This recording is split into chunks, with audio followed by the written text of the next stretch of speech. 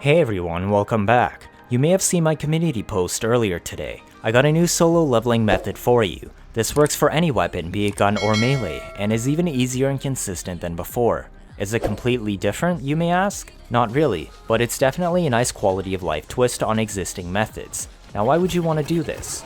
Because sometimes, you don't have a friend that can Sleepquinox for you, or carry you on Railjack Grineer Extermination, or ESO has a dead tile, cough cough, like this week, with Infested on a massive 2-level earth tile in Zone 1.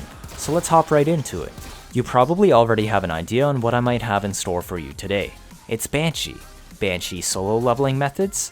Well, if you didn't know, there's this fancy little node on Sedna called Adero. It is the highest level Grineer Extermination mission in the game. Grineer give the most EXP, making this the best mission to use for leveling. In the past, you used to bring an Equinox friend to sleep enemies for you, and you could kill everything while following behind them. This was a guaranteed way to clear the mission without ever having to break stealth, and this could level your frame, melee, or even guns. Over time, we've had new tools that enabled us to do the same method solo, with most methods favoring either being safer or faster. Magus Lockdown allowed you to level any melee, being a short-term AoE hard CC that you could easily reset. This also worked for leveling frames. And then eventually, we were able to subsume silence from Banshee or rest and rage from Equinox onto other frames. Now Magus Lockdown is an operator arcane that produces tether mines upon void dashing. These mines tether enemies with a hard CC for 4 seconds. It has a sizable amount of range, but the duration is low.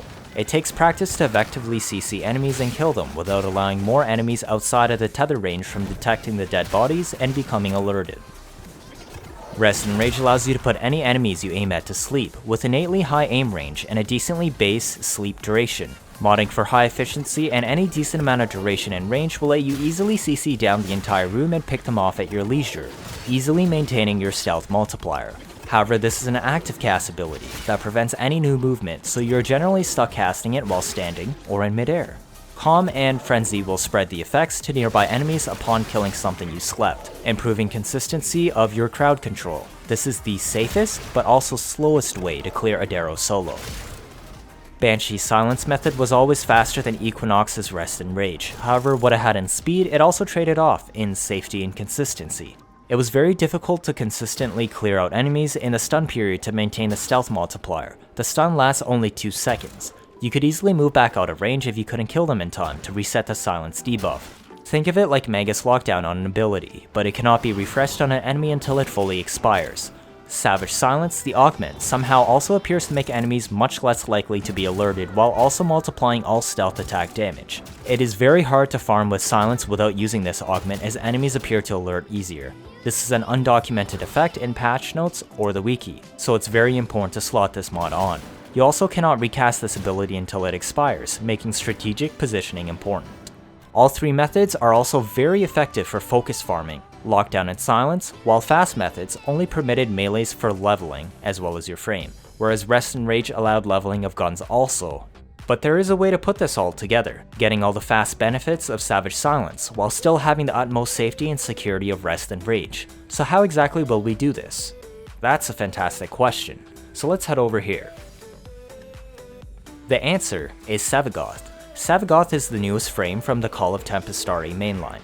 Now what's important about him is his subsume ability. He gives Gloom, which is arguably the best part of his kit. So what is Gloom? It is an AoE toggle ability that projects a slowing aura centered around you.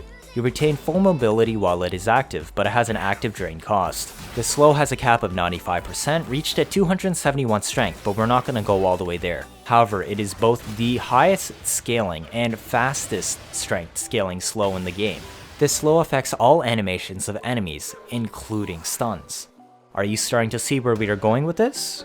That's right, we're going to infuse Sevagoth's Gloom onto Banshee. Combined with her Silence, these 2 passive aura abilities, one a drain toggle, the other one a cast, allow you to fully CC enemies in a spherical area for extended periods of time on slow. This includes increasing the stun animation, meaning you significantly extend the 2-second stun period by a multiplicative amount. The build I'm going to show you extends it out to a 9-second stun. Normally, Gloom is quite difficult to mod for, but I got you the perfect build here. We will want a balance of stats because it uses all 4 to ensure the build works perfectly. There will be 2 different builds, one for leveling guns and one for melee, however you can still use the gun one for melee, you'll just want to probably use a different aura. The melee leveling build also functions as a perfect focus farm build. It requires access to both Silence and Gloom, so this does mean you will need to subsume a Sevagoth away and do the quest. However, this is the only way you can simultaneously have both abilities available on one frame. With that out of the way, let's take a closer look at these builds. In both setups, we've infused Gloom over to Banshee's 1. Now you may be wondering, why infuse Sevagoth onto Banshee and not the other way around? Well, that's because of her passive. Banshee's passive makes all weapons silent. This means you do not need to mod Hush onto your guns when leveling them. Sevagoth, on the other hand, would.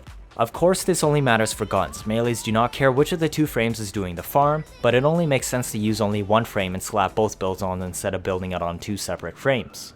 So let's start with the gun leveling build. I will show the melee leveling build afterwards. This build currently has 223 strength, corresponding to a 78% slow. This is equivalent to a 9-second stun with silence. Gun leveling runs are typically slower than melee runs, so I've opted for growing power instead of enemy radar. You should be bringing a Smearkavat with primed animal instinct, as this will be your only source of enemy radar with a 33 meter detection radius. Gloom snapshots your strength upon cast, so proccing growing power with your gun will increase your strength to 248. This will also increase the slow effect to 86.8%, or equivalent to a 15-second stun with silence. So if you can proc growing power with your gun, it is strongly recommended to deactivate your Gloom and then recast it to snapshot the 248 strength. We want high efficiency to keep up with the recast cost of your 3 as well as the occasional cost of your 1 and its insane drain costs. By prioritizing efficiency and keeping our duration near even, we have the best ratio for energy drain on this build to be sustainable. We do not want too little range that the Grineer see you before you CC them, and we also don't want so much range that enemies get alerted before being affected by your abilities and being put out of range before you can kill them, as Silence naturally has 25% more base range than Gloom. Therefore, range is staying neutral. This puts Silence at 20 meters range and Gloom at 16 meters radius, which is just enough to keep enemies outside of that detection range, but not so large that you CC enemies too early or get stuck in that weird zone between Silence and Gloom, which is only 4 meters on this build.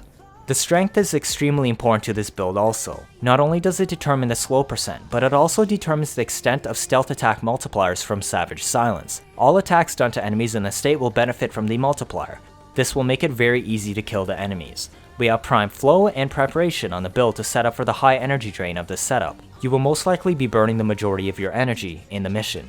Arcanes are optional, but I would lean towards Arcane Rage or Precision depending on the gun that you're using, and Arcane Energize where possible to make up for the drain of his 3 easily. It's a very bloated build that has a little room for variety. I've spent a pretty extensive amount of time testing this, but feel free to keep tweaking the build as needed. If you don't have Energize, the second slot can be Arcane Acceleration.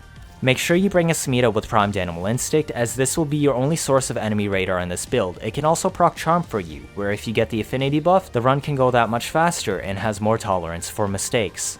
For your gun, you will want to fit as much radiation and crits on as possible. It may be difficult to set up a half decent build at first, but this is why the gun build runs growing power for a stronger slow than the melee leveling build I will show you later. It will become easier the more forma you slap on the weapon and the more experienced you become at the mission. Always aim for headshots if the weapon needs it, and take your time to consistently kill the enemies as necessary. You don't have to be super careful, but you do only have a 9-second stun, or 15 seconds if you proc growing power, so you can't stand around forever.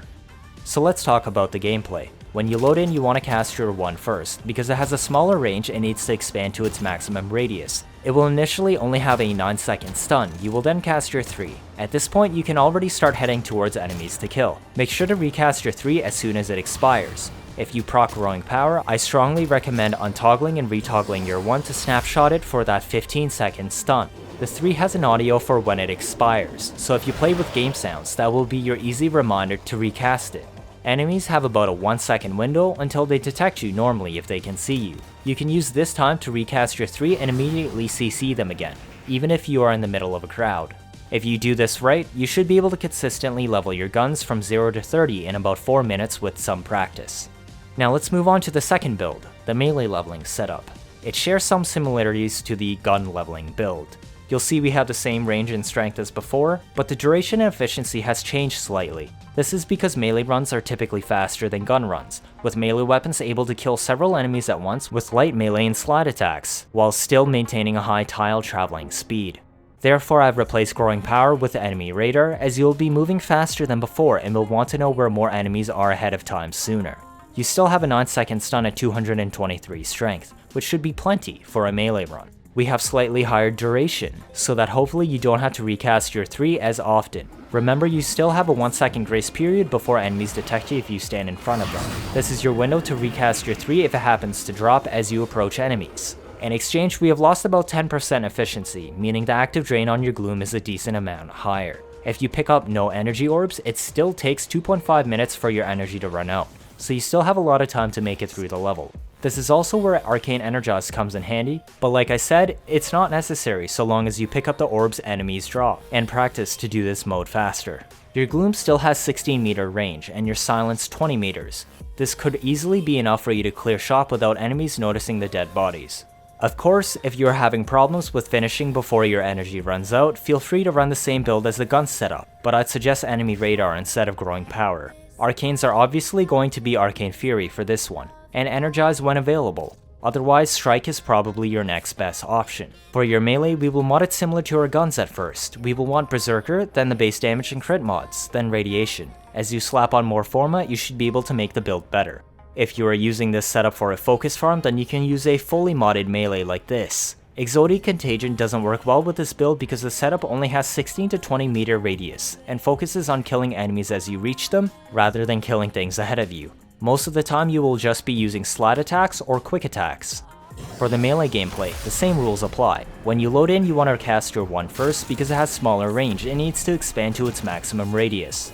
It will initially have only a 9-second stun. You will then cast your 3. At this point, you can already start heading towards enemies to kill them. Always remember to recast your 3 as soon as it expires, as there's an audio cue if you play with sounds on.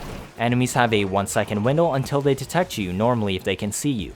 You can use this to your advantage to recast your 3 and immediately CC them again, even if you're in the middle of a crowd. If you do this right, you should be able to consistently level your melee from 0 to 30 in 3 to 3.5 minutes with some practice. Focus runs with fully decked out melee should be able to clear in 2.5 to 3 minutes with practice. Well, that about sums up what I wanted to show you today. This is the new and improved best way to level your weapons or focus farm solo in Adaro. It's just so easy to clear the entire mission at a fast pace and has a very low chance of breaking stealth. When was the last time you could bring a gun into Adaro and easily clear it with no mistakes in 4 minutes or less? If this is your first time watching, feel free to leave a like or, better yet, subscribe. Let me know your thoughts down in the comments. 74.8% of you are not subscribed. I'll be making my best effort to deliver you all the new info from mainlines and updates like Tempestarii as soon as possible in the future, as well as any tips or tricks I discover for the rest of the game. Trust me, you won't want to miss any of that. That'll be it for this video. Thank you all for watching, and see you all next time.